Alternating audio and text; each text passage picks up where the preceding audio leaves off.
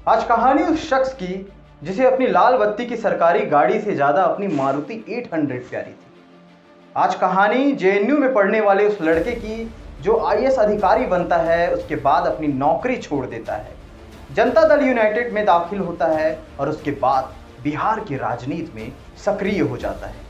कहानी उस लड़के की जो नीतीश कुमार का बेहद नज़दीकी माना जाता है, ज़मीनी हकीकत से जुड़ा वो नेता जो कहता है कि मैं अपनी कलम अपने कर्तव्य के प्रति हमेशा ईमानदार रहा, शायद इसलिए मेरा कोई कुछ नहीं बिगाड़ सका।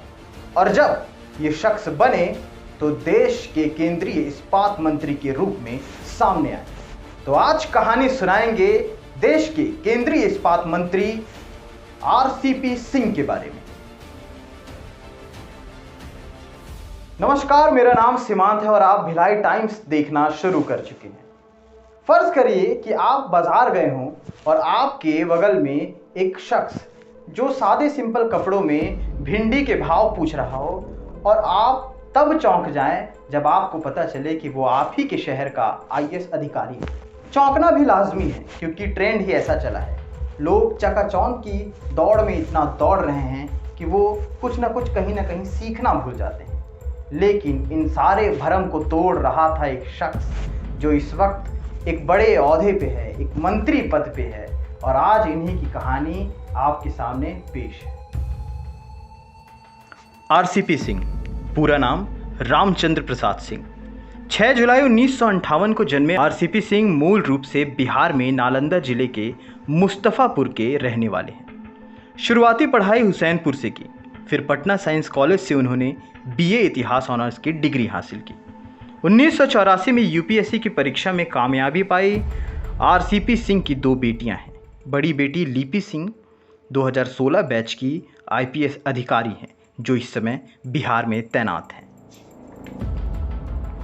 जेडीयू के इकलौते केंद्रीय मंत्री बने आरसीपी सिंह के लिए मोदी मंत्रिमंडल में शामिल होने तक का सफर आसान नहीं रहा। उन्हें बिहार के मुख्यमंत्री नीतीश कुमार का बेहद करीबी माना जाता है।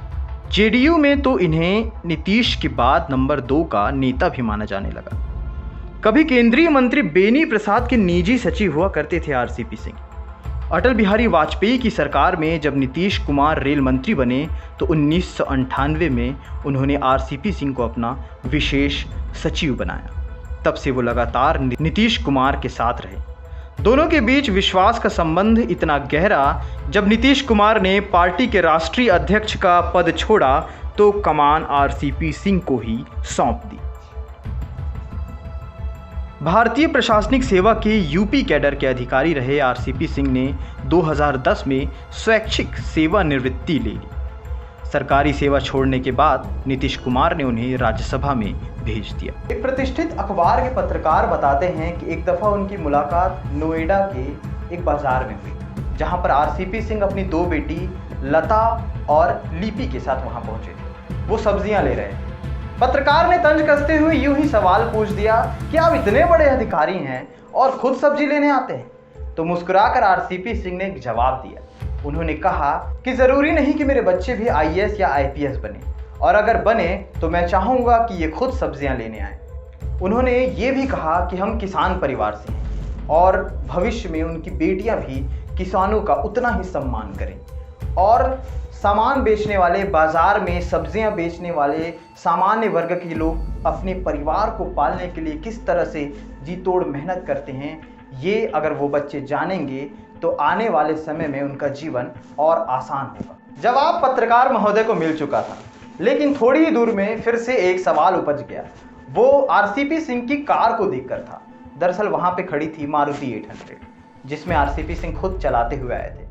फिर तंज कसते हुए दूसरा सवाल पत्रकार महोदय ने पूछा कि आप इतने बड़े अधिकारी हैं और मारुति 800 में घूमते हैं, आपके पास तो सरकारी गाड़ियां हैं। तो उन्होंने कहा कि सरकारी गाड़ियां सरकारी काम के लिए हैं, ये मेरा निजी काम है और मैं इसी में संतुष्ट हूँ। और यही सादगी की वजह थी कि उनके ऑफिस, उनके दफ्तर का दरवाज़ा हर किसी के लिए खुला रहता था। हालांकि वो रिपोर्टरों की नज़र में या उनकी सुर्खियों में हमेशा निगेटिव लिस्ट में आते थे, क्योंकि वो कभी गलत खबर, झूठी खबर नहीं देते थे और कभी भी किसी मुद्दे पर टीका टिप्पणी व्यर्थ नहीं करते थे। सफ़ेद शर्ट पहनने वाले आरसीपी सिंह कभी अपने कार्यालय में रंगीन शर्ट पहनकर नहीं पहुंचे थे। वो कहते हैं कि सफ़ेद रंग याद दिलाता है कि हम ऑफिसर हैं, हम पर कोई भ्रष्टाचार का दाग न लगे। जबकि नोएडा और ग्रेटर नोएडा आने वाले ज़्यादातर अधिकारियों पर भ्रष्टाचार का आरोप लगना और कमाई करना आम बात थी। यूपी में तब मुलायम सिंह की सरकार थी। ईमानदारी की हद तब देखने मिली जब उस वक्त उनके वरिष्ठ अधिकारी अथॉरिटी के सीईओ व चेयरमैन राकेश बहादुर ने किसी भी फाइल पर साइन करने को कहा और आरसीपी सिंह ने मना करते हुए कह दिया कि हम घोटाले में शामिल नहीं हो सकते, मेरा विभाग बदल दिया जाए। जब आरसीपी सिंह से पूछा गया कि बिहार में जब सरकार बनेगी तो क्या आप वहां मंत्री बनेंगे या राज्यसभा जाएंगे, तब उन्होंने कहा था कि मैं मंत्री बनवाऊंगा और ज़रूरत महसूस हुई तो बनूंगा भी। फिर 2005 में सरकार बनी और आरसीपी नोएडा से बिहार नीतीश कुमार के पास पहुंचे। प्रशासनिक अधिकारी के तौर पर सरकार को संभाला और बाद में पार्टी ऑफिसर से मंत्री बनने का सफ़र काफ़ी सादगी भरा रहा। उम्मीद है आगे भी रहेगा। उम्मीद पर दुनिया कायम है और इस दुनिया में कई किस्से कहानी हैं जो आपको सुनाने के लिए मैं फिर से आऊँगा। तब तक के लिए लाइक कीजिए, सब्सक्राइब कीजिए, शेयर कीजिए हमारे वीडियो को और देखते रहिए भिलाई टाइम्स।